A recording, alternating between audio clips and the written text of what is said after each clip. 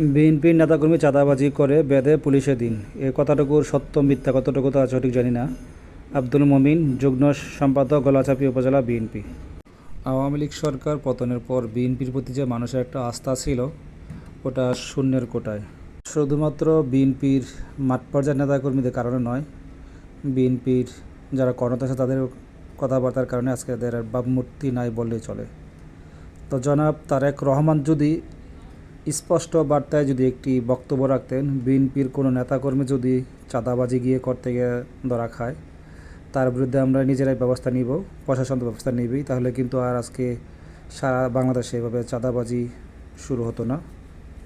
বিএনপির মহাসচিবের কাছ থেকে স্পষ্ট বার্তা না থাকার কারণে উপজেলা পর্যায়ের পাতি নেতারা আজকে চাঁদাবাজিতে লিপ্ত। তো এরা যদি নির্বাচনের আগে যদি দেশ পর্যায়ে এরকম লুটতরাজ শুরু করা দেয়, তাহলে এরা নির্বাচিত হওয়ার পরে কীরকম লুটতরাজ করবে এটা জনগণ ভালো করে বুঝে গেছে। সেই জন্যই জনগণ এখন বিএনপির উপর আস্থা রাখতে পারতেছে না। তা আমার মনে হয় এখনও বিএনপির নেতা তারেক রহমান উচিত স্পষ্ট বার্তা দেওয়া যেন চাঁদাবাজি বন্ধ করে এখনই।